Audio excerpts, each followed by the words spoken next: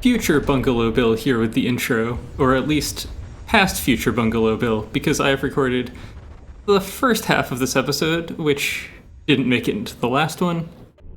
So I already know a little bit, but not exactly all of what is ahead.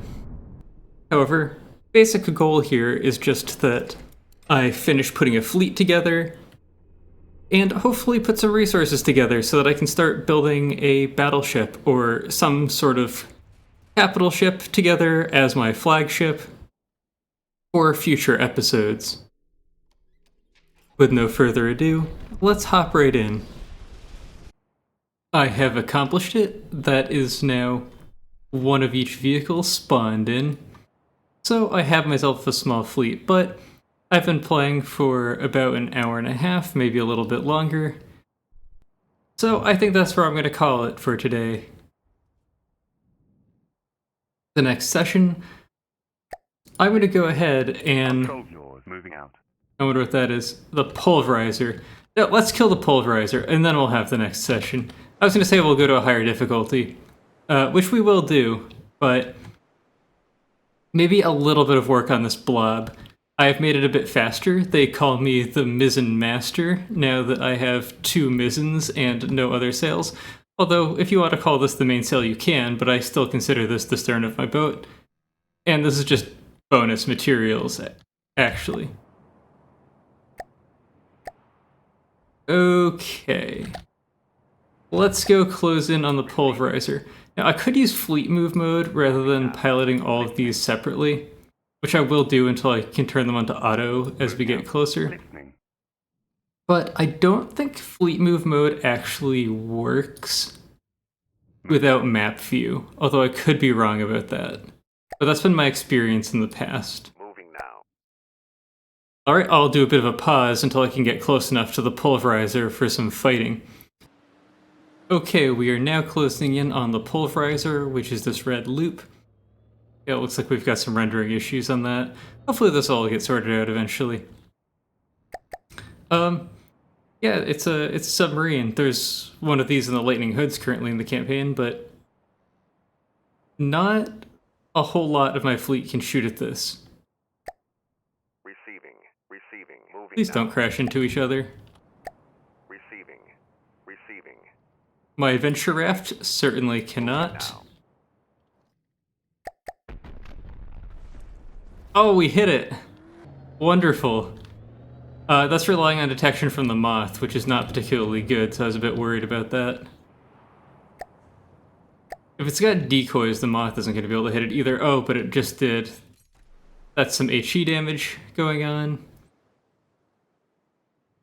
So it looks like we'll make pretty short work of that. Those are the bombs.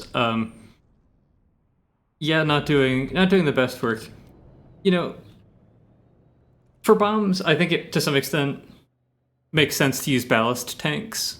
If you're setting in free internal space to HE or similar type thing, and remote guidance. And then, as long as you can detect underwater vehicles, you can bomb them. Yeah, not the best accuracy. It looks like we're primarily relying on our torpedoes. The angler is not able to shoot at all. I'll bring it in a little bit closer, but... Moving out. It's just kind of there. Oh, we hit it again. Not the most deadly cram cannon. I'm pretty sure I have ballast tanks on those. They're kind of acting like they didn't have them. Also, because they're completely separate, I don't have staggered fire on them. They did put that nice, like, wireless missile control thing that I haven't been using even though I should, that lets you make missiles that are set separately kind of work like they're together. I don't know what this is doing. I don't know if it's decided that it can't shoot at any of my vehicles. It's kind of reasonable. I can barely shoot at it. Definitely need some better detection of underwater vehicles than just the moth.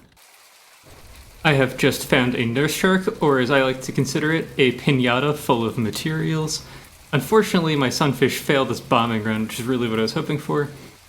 The Angler has his laser set up to do sort of a sniper-style attack, which is why it's firing so infrequently, and ideally it would be hitting a little bit better. Its detection is actually pretty good. Unfortunately, the Nurse Shark is very fast compared to my very slow sailboats. Oh, especially because I just realized I didn't retrofit this Angler. I did actually go ahead and fix it so that it doesn't use Sailing 1.0, it uses Sailing 2.0, which means that I can readjust the way the sails are handled so that the ones on the bottom actually turn properly. The square rig sails still do not turn to weather very well, or beat to weather very well, as sort of is realistic, but it does speed it up considerably on reaches. I did also almost go through a difficulty increasing portal by accident, which I will be doing on purpose as soon as I finish killing this Nurse Shark incredibly slowly. The amount of time it's taking me to kill this is making me a little bit concerned, though. Although getting a few missiles in from my flagship helped a little bit. Unfortunately, most of my firepower was really unapplicable here. Anyway, time to retrofit the Angler, and then let's bring up the difficulty a little bit. Well, I have not been getting very interesting crafts to fight against. I did move up a difficulty and killed another Simoon, and now I have a Weaver, which is an interesting Grey Talons construction vehicle. It's primarily interesting because it is holding 400,000 materials, so I just need to get my vehicles over here to blow it up. The Angler will probably be the most useful, although... Receiving. And I'm sending myself over to pick up the materials from the Simoon. Listening. Control yours. The Angler might be responding to something else.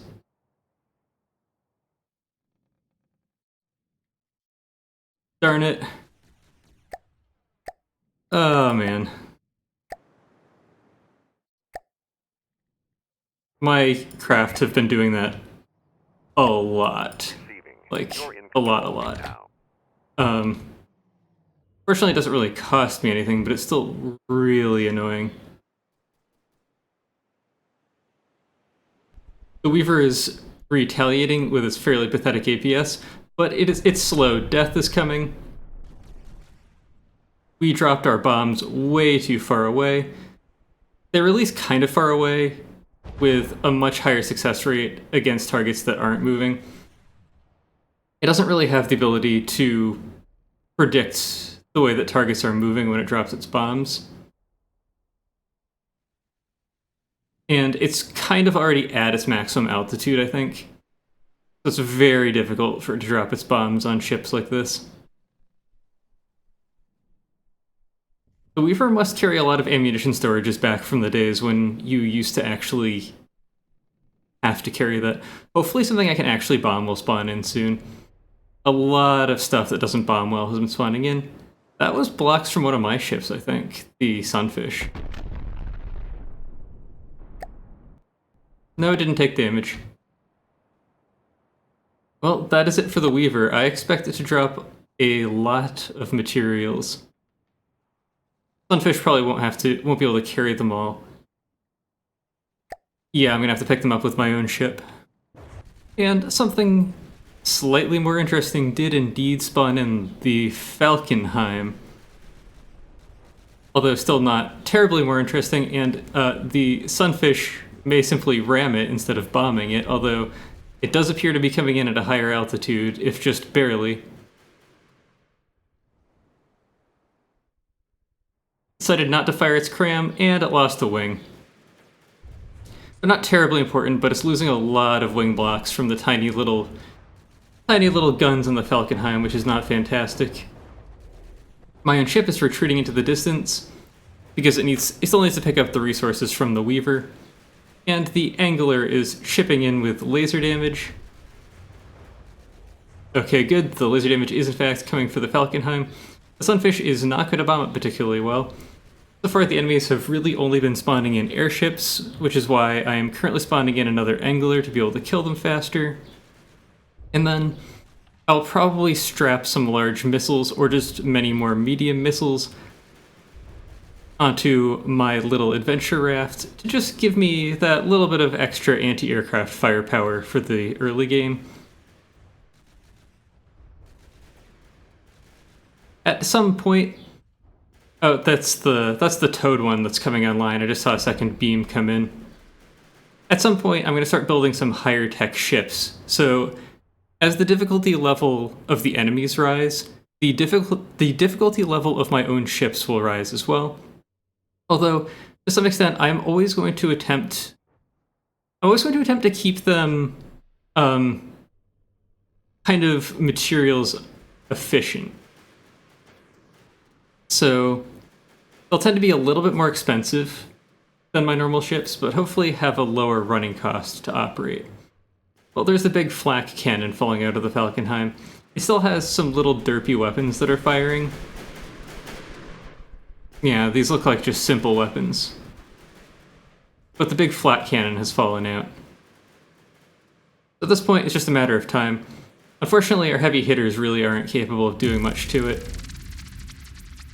Achievement progress, Wormhole Addict. I accidentally moved up a difficulty, which means it's going to be a while before we see anything again, so I will pause recording. Something interesting has spawned in, the Solaris.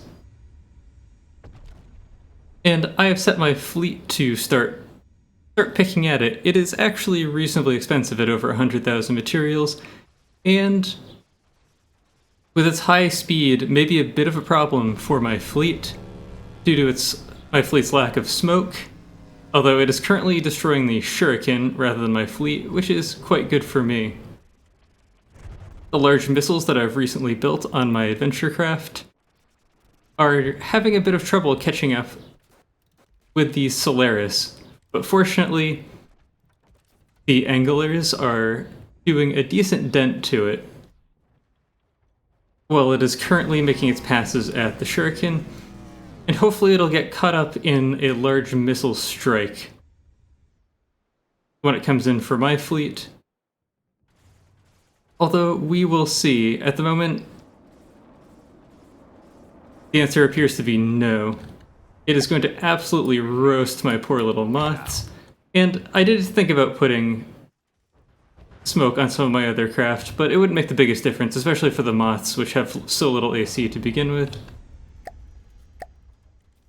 Solaris down to 94%. I don't imagine it can actually take much fire from the Anglers before it starts to have some severe issues, and that does indeed appear to be the case. It delivered no laser damage in that pass, sparing the second moth from the fate of the first one, which only took 16%. That's actually going to be a very cheap repairable for me. I mean, these things are made out of cardboard.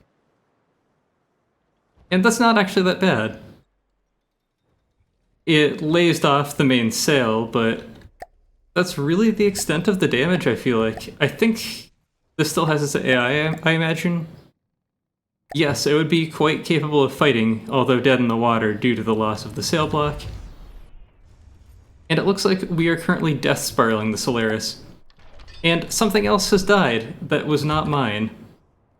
So I suppose that is always a good thing. Although I have no idea what killed it.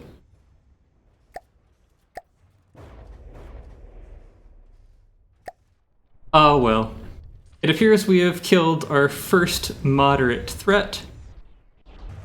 And I will get back to you when something else interesting spawns in.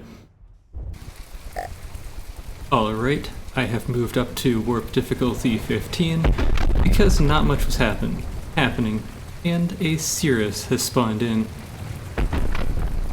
Well, not a particularly terrifying craft, which is, well, it's AI dead because I put 2 more large missiles on my flagship, and they're both EMP. Because I needed something that could kill sort of the tankier Onyx Watch ships that I'm not going to get through with high explosive damage, and apparently there are no surge protectors on the Cirrus. I was going to say that, although not being terribly deadly, it is in fact actually capable of doing real damage to me because all of my ships are so slow that they will actually get hit by it. Listening. Unfortunately, or fortunately depending on how you would look at it, Moving out. Listening. Receiving. Moving now. well, there was not really much of a battle there. The first large missile took it out, and that was that. I do not expect everything to be over so quickly, although the Allegiance will not put up much of a fight, so I will continue looking for some more ships. Well, I'm recording here not because this ship is particularly interesting, although it is to an extent because I have never seen it before. It is the Meridian.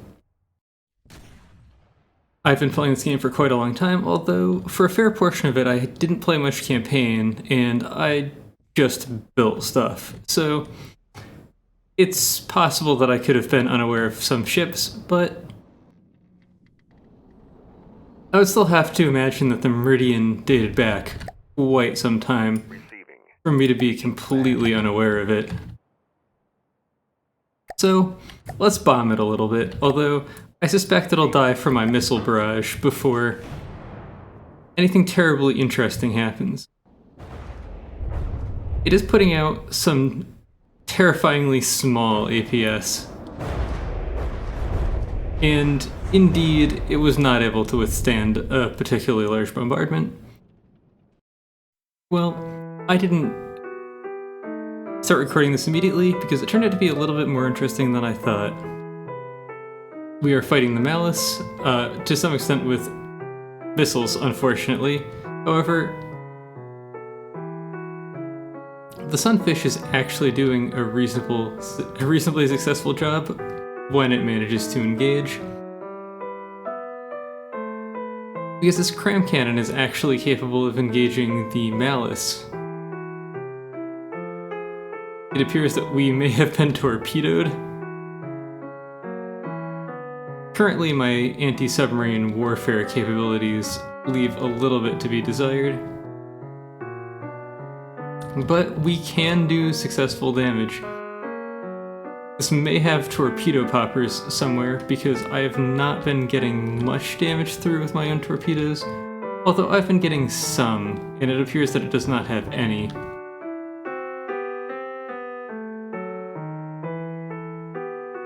Unfortunately, it is taking aim at the Sunfish, which I prefer to avoid because the Sunfish is the only vehicle that can particularly successfully engage it, other than, of course, the Moths, which are providing it with targeting information.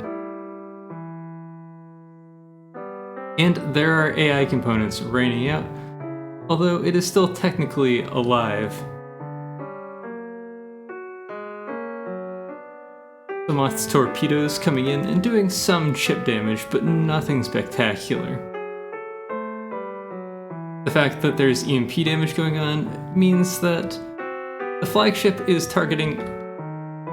Okay, well, it probably just killed the Moth. I am positive that I put identify friend or foe on all of my large missiles, so the Moth must have just gotten in the way. We will have to put it back together. I lost the Malice temporarily, although it is not doing terribly well at the moment, being down to missile firepower only, although it does have death sticks to shoot at us, which might have been... It's always possible these were the cause of the Moth actually exploding, although I suspect something to the contrary. It's always possible that we killed another ship other than the Malice. It does happen. I'm pretty sure while I was closing in on it, I killed something else, although I have no idea what it was. I do wish that I could force it to surface, because then I would have a substantial amount of additional firepower bring to bear on it. Because relying on the Sunfish to kill it with a cram cannon is not the most productive. I may have burned through more materials than I will gain by killing this from the fight, which does happen in adventure mode. You have to be fairly efficient, and I do not currently have an efficient way of killing this.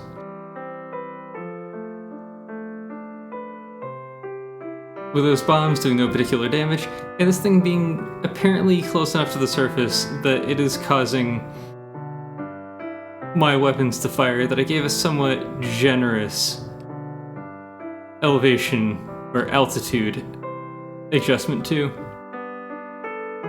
allow them to shoot at ships that are floundering and that sort of thing, or foundering rather.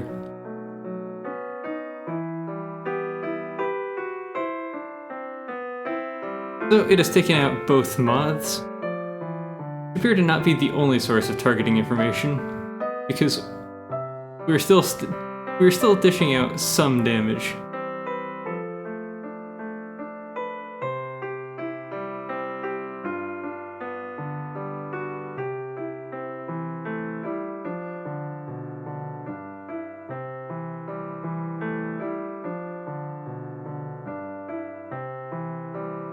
With the moths not despawning, they will either eventually build themselves if they have any materials, or repair bots left, which this one apparently doesn't. Or I will send my flagship over to rebuild them because it has nothing particularly better to do at the moment. Although the flagship can summon them. You know, you can do this. We're very long, apparently. That took a while to traverse. And I have built a lot behind this vehicle since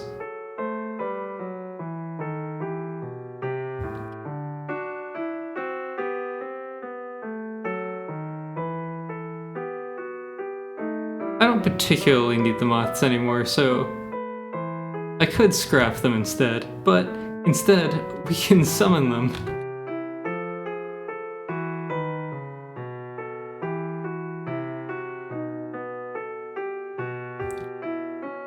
Hopefully a few additional torpedoes would go a long way towards actually destroying this thing.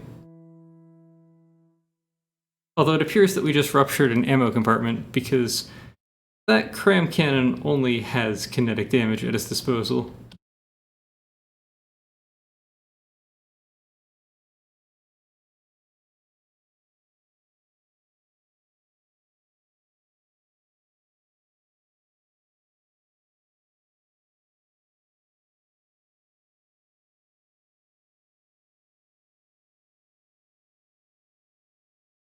There is some laser damage and a large amount of explosive damage. The laser damage suggests that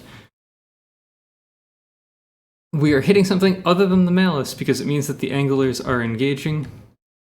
Although, what that is, I cannot particularly say.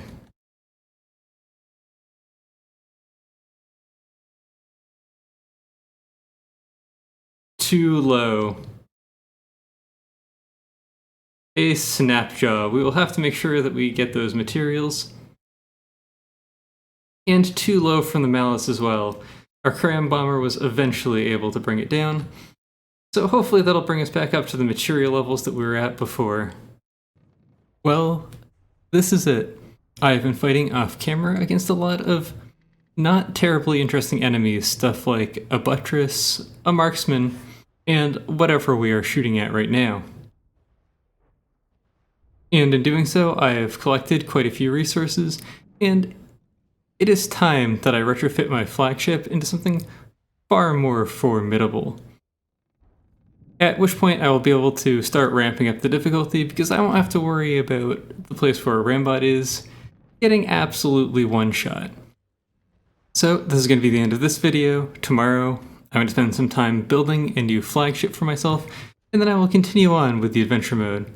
So I hope you enjoyed watching, and I hope to see you in the future.